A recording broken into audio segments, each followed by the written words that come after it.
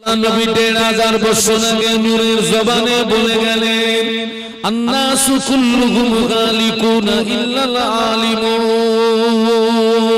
ওয়াল আলিমুনা কুল্লুহুম গালিকুনা ইল্লাল আমিলুন ওয়াল আমিলুনা কুল্লুহুম গালিকুনা ইল্লাল মুখলিসুন।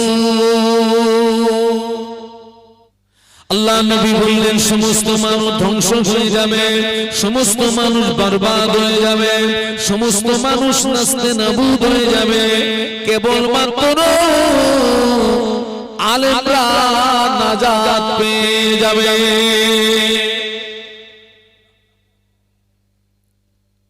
সব মানুষ ধ্বংস হয়ে যাবে, বরবাদ হয়ে যাবে, নাস্তেনাবুদ হয়ে যাবে, কেবলমাত্র আলেমরা নাজাত পেয়ে যাবে।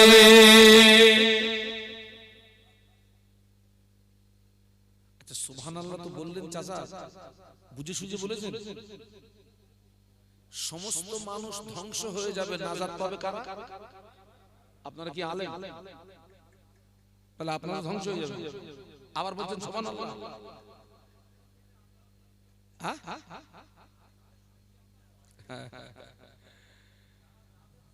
বাবা ঘাবড়ানোর কোনো কারণ নেই।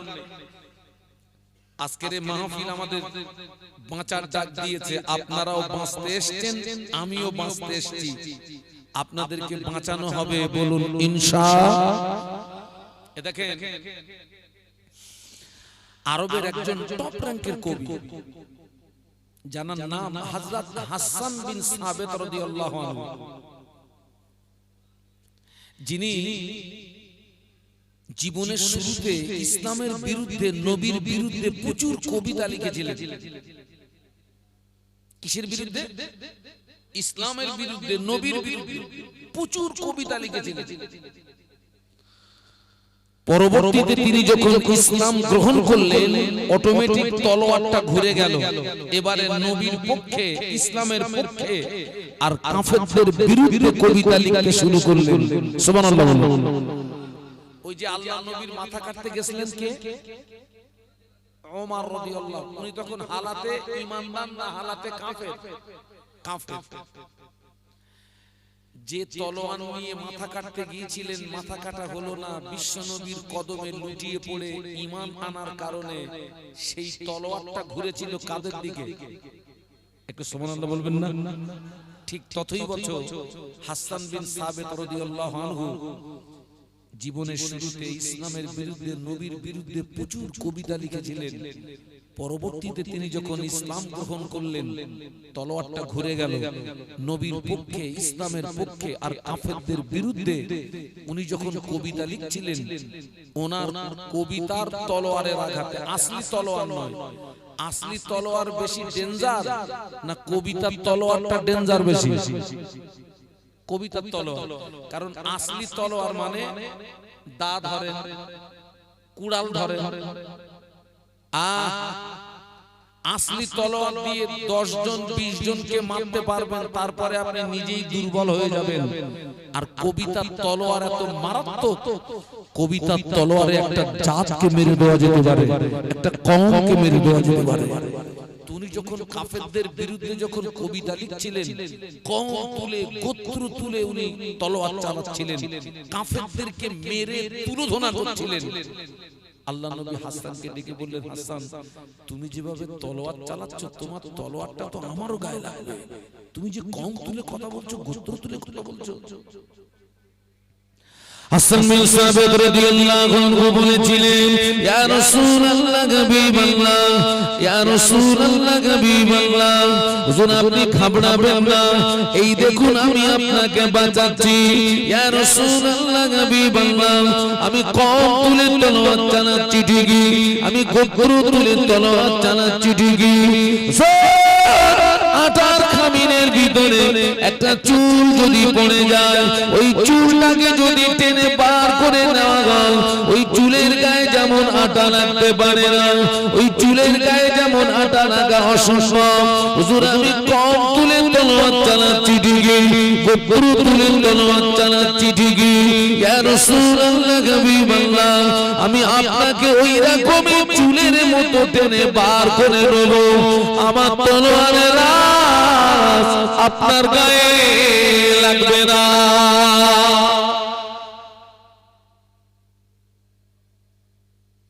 আল্লাহ নবী বললেন সমস্ত মানুষ ধ্বংস হয়ে যাবে, আলেম নাজাত পেয়ে যাবে। আলেমের বাংলা মানে হলো জ্ঞানী। আলেমের বাংলা মানে পাঁচ ওয়াক্ত নামাজ পড়তে হবে, রমজান শরীফের রোজা রাখতে হবে, টাকা থাকলে হজ করতে হবে, টাকা থাকলে যাকাত দিতে হবে, পরের মাল আত্মসাৎ করা যাবে না, দুনের ফারাজ ফাঁকি মারা যাবে না, লটারি টিকিটটা কাটা যাবে না, সুদ খাওয়া যাবে না, মদ পান করা যাবে না, জেনা করা যাবে না, গাঁজায় দম দেওয়া যাবে না, সমিতি বন্দনার গুরুগুলো করা যাবে না। এই জাতীয় জ্ঞানগুলো আপনাদের সকলের ভিতরে আছে না নাই? উত্তর দেন, উত্তর দেন। আছে না? আলেমের বাংলা মানে কি বলেছিলাম? জ্ঞানী। তাহলে ওই জ্ঞান যদি আপনাদের ভিতরে থাকে আপনারাও কি আলেম? আর আল্লাহ রাসূল বলেছেন সমস্ত মানুষ ধ্বংস হবে, নাজাত পাবে কে? আলেম। তাহলে নবীর হাদিস অনুযায়ী আপনারা ও নাজাত পেয়ে গেলেন। একটু জোরে বলেন।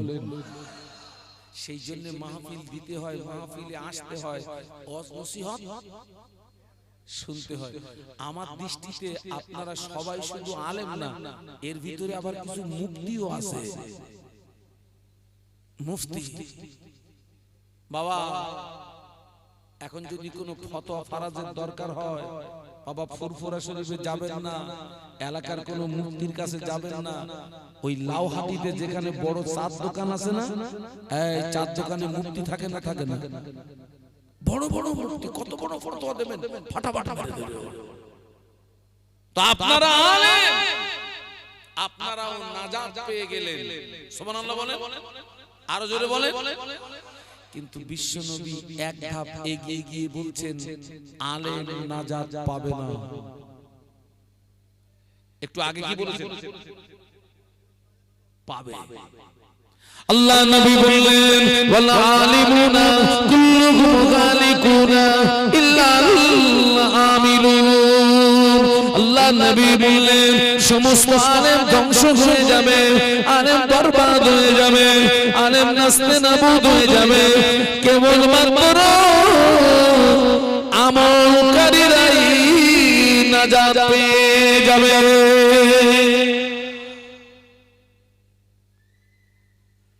আমরা আলেম, জ্ঞান আছে কিন্তু আমল নেই। এই আমার কথা বুঝতে পারছেন না? আমরা আলেম, জ্ঞান আছে কিন্তু আমল নেই। 10 বছর শুনেছে, 20 বছর শুনেছে, 30 বছর শুনেছে, আলেমদের জবানে শুনেছে 5 ওয়াক্ত নামাজ পড়তে হবে। এই কথাটা নারী পুরুষ সবাই জানে, এই জ্ঞানটা সবাই আছে, কিন্তু এখনো পর্যন্ত সব নারী পুরুষের ভিতরে ওই নামাজের আমলটা আছে নাকি? উত্তর দেন, উত্তর দেন। আছে, আছে, আছে।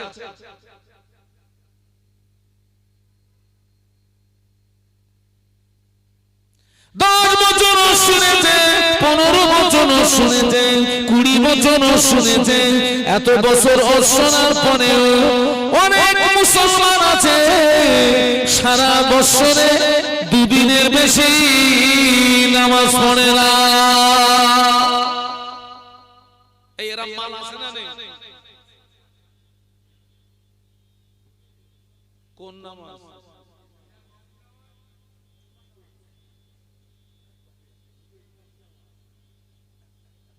শুধু ঈদের নামাজ পড়ে, সপ্তাহে জুমার নামাজ পড়ে না, 5 পাঁচ ওয়াক্ত নামাজ পড়ে না, মেয়েদের ঈদের নামাজ নাই, মেয়েদের জুমার নামাজ নাই, মেয়েদের ঈদের নামাজ নাই, মেয়েদের জুমার নামাজ নাই। সমাজে অনেক মহিলা আছে সারা বছরের ভিতরে আল্লাহর জমিনে একটা সেজদা দেয় না। 10 বছর শুনেছে, 15 বছর শুনেছে, 20 বছর শুনেছে, এখনো দাঁড়িয়ে দাঁড়িয়ে পেশাব করে, পেশাব করে পানি দেয় না। অনেক মহিলারা পেশাব করে পানি দেয় না। ওরা যদি বিনা তওবায় মারা যায় তোর কবরের আগুন বন্ধ হবে না। আলেম জ্ঞান আছে, আমল নেই।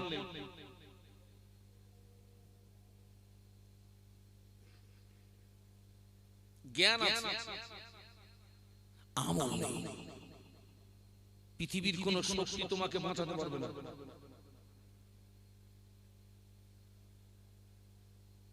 কেউ তোমাকে বাঁচাতে পারবে না। তুমি ধ্বংস, তুমি ধ্বংস, তুমি ধ্বংস, তুমি ধ্বংস।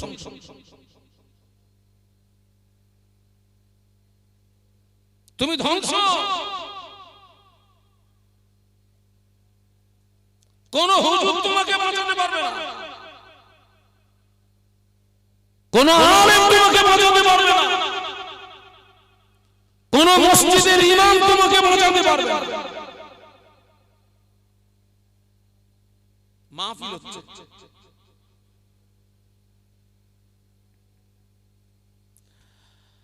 আমরা সব নবীকে ভালোবাসি তো নাকি?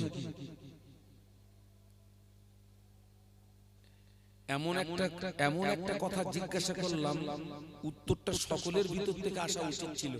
আমরা নবীকে ভালোবাসি তো? বিশ্ব নবী হচ্ছেন আমাদের ঈমানের সম্পদ। কাইয়ুমুজ্জামান বড় হুজুর বিলকিল্লাহ রাহমাতুল্লাহ আলাইহি বলেছিলেন, বাবা আমি 3টে কারণে মনে করছি ওয়াজ করা বন্ধ করে দেব। সবাই মিলে বলেন কটা কারণ? 3টে। 1 নাম্বার কারণ বলেছিলেন, যারা বক্তা ওদের অধিকাংশ নিয়ত খারাপ। আগে আমাদের ধরেছেন, আমরা সব কিন্তু দুধে ধোয়া না। 2 নাম্বার বলেছিলেন, যারা শ্রোতা ওদের অধিকাংশ নিয়ত খারাপ। 3 নাম্বার বলেছিলেন, যারা জলসা দাতা ওদের অধিকাংশ নিয়ত খারাপ। কটা হলো? কি কি হলো?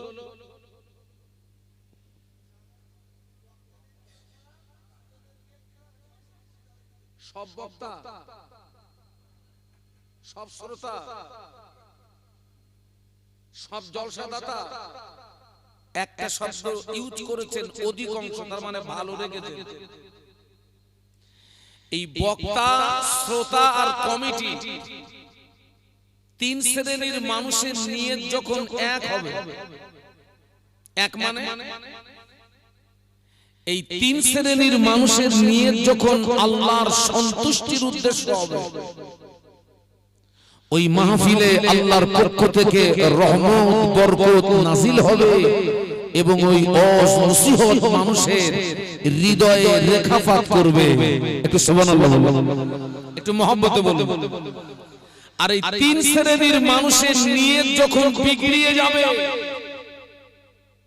ওই মাহফিলে আল্লাহর পক্ষ থেকে রহমত বরকত আসবে না। ওই ওয়াজ নসিহতে মানুষের হৃদয়ে রেখাপাত, জোরে বলুন, রেখাপাত করবে না। কাইয়ুমুজ্জামান বড় হুজুর পীর কেবলা রাহমাতুল্লাহ আলাইহির কথাটা আমি যেন আমার দৃষ্টিতে দেখতে পাচ্ছি, কাঁটায় কাঁটায় মিলে যাচ্ছে।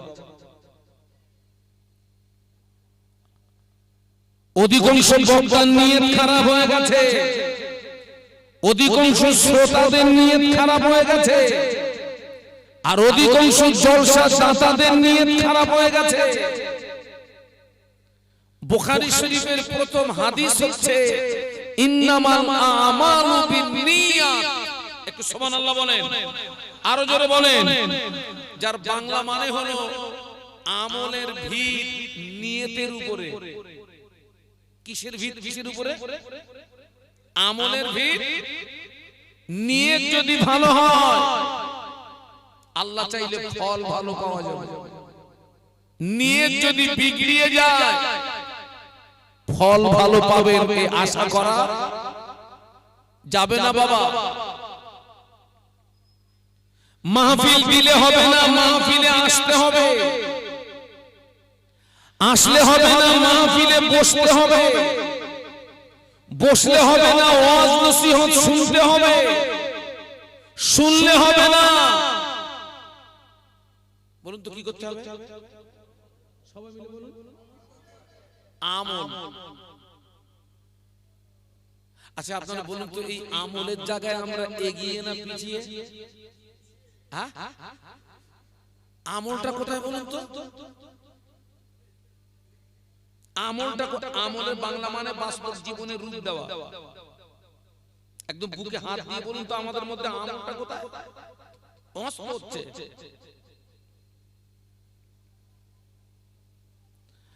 আল্লাহ, আমি আপনাদেরকে কিছু কিছু কথা জিজ্ঞাসা করব, আপনারা আমার সঙ্গে কথা বলবেন, আল্লাহ চাইলে ভালো লাগবে। আমি বক্তৃতা জগতে কম বেশি আমি 27 বছর আমি বক্তৃতা জগতে আছি। এই 27 বছর বক্তৃতা জগতের একটা অভিজ্ঞতার কথা বলছি। 27 বছর বক্তৃতা জগতে আছি মানে আমি 30 বছর আগের কথা আয়নার মতো স্পষ্ট বলতে পারবো। আর আমার সামনে আপনারা অনেকে বসে আছেন 40 বছর আগের কথা আপনারা আয়নার মতো স্পষ্ট বলতে পারবেন। আমরা যদি এখান থেকে 30 বছর পিছিয়ে যাই,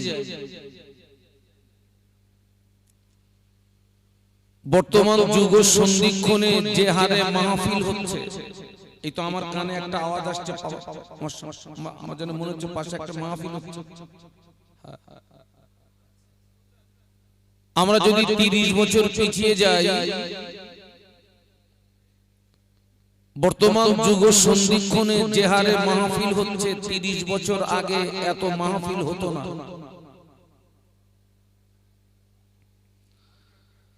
আমরা যদি এখান থেকে 30 বছর পিছিয়ে যাই, বর্তমান যুগ সন্ধিক্ষণে যত আলেম ওলামা বক্তা দেখতে পাচ্ছেন, 30 বছর আগে এত আলেম ওলামা এত বক্তাও পাওয়া যেত না। আমি এমনও মাহফিল করেছি আমার জীবনের শুরুতে, হারকেন জানানো মাহফিল। আপনার হারকেন চেনেন তো নাকি? না, হ্যাঁ, স্যাটেলাইট না, হারকেন।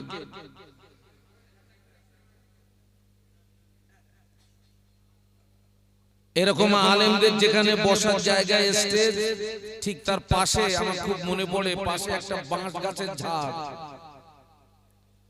আর ওই বাঁশ গাছের কুঞ্চির গায়ে হারকেন টাঙানো। আমি এমন মাহফিল করেছি আমার জীবনের শুরুতে। আর ধনী লোকের বাড়ি মাহফিল হলে ওই আপনি যেটা বলেছেন ওইটা, হ্যাঁ, এখন সে হারকেন জনমের মতো বিদায় নিয়েছে, আর হ্যাঁচাকো জনমের মতো কবরে চলে গেছে। এখন তো দেখছি মাহফিল হলে 13 কিলোমিটার লাইট, 12 কিলোমিটার মাইক। কিন্তু বাবা, ওই হারকেন জ্বালানো মাহফিল আর হ্যাঁচাক লাইটের মাহফিলে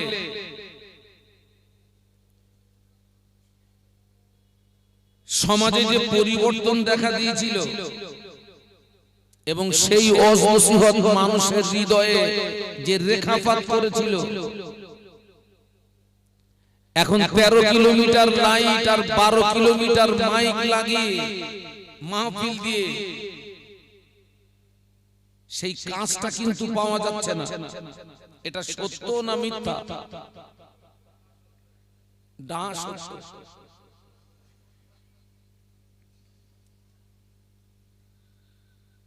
এখনো 25 সাল শেষ হয়নি বাবা, এখনো 25 সাল রানিং। 27 সাল নয় 28 সালের জন্য এখন মানুষ আমাদের কাছে লাইন দিচ্ছে দাওয়াতের জন্য। 28 সাল ফোন করে বলছে হুজুর আপনার 28 সালে অমুক ডেট খালি আছে হুজুর। তা আমি জবাব দিয়েছি বাবা আমি এখনো অত বড় হুজুর হতে পারিনি, আল্লাহ হায়াতে রাখলে কাছাকাছি খবর নিস, পরে দেখা যাবে। কিন্তু মনে একটা প্রশ্ন,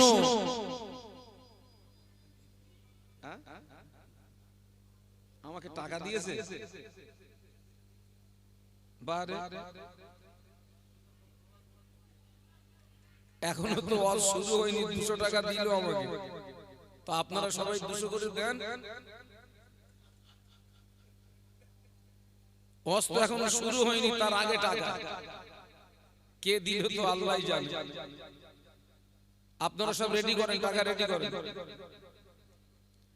হ্যাঁ, যিনি যে উদ্দেশ্যে দিয়েছেন আল্লাহ তার উদ্দেশ্যকে সফল করুন, বলুন আমিন। এত মাহফিল হচ্ছে কিন্তু আমাদের ভিতরে পরিবর্তন দেখতে পাচ্ছি না। এর কারণ কি? আজকের কারণটা বার করা যাক। আমি আমার নিজের ট্রিটমেন্টের জন্য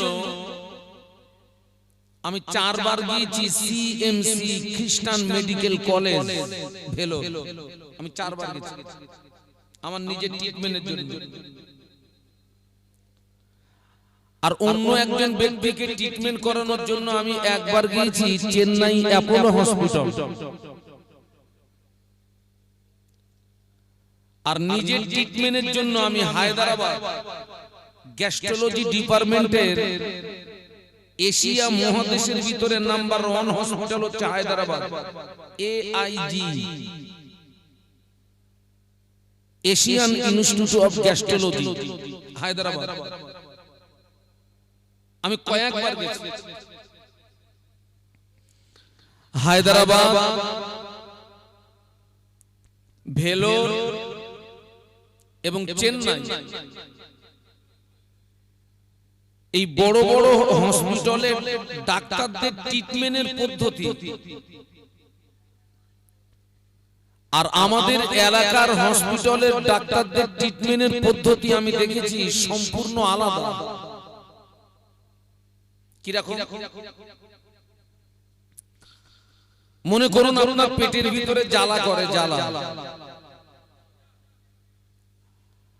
তো আপনি আপনার এলাকার হসপিটালের ডাক্তারের কাছে যাবেন, আপনার বক্তব্য শুনবে, বক্তব্য শেষ হবে, সঙ্গে সঙ্গে ডাক্তার প্রেসক্রিপশন শুরু করবে, আপনাকে বলবেন এই এই ওষুধগুলো খাবেন। কিন্তু এই একই কথা আপনি Hyderabad, Chennai Apollo hospital, Vellore hospital,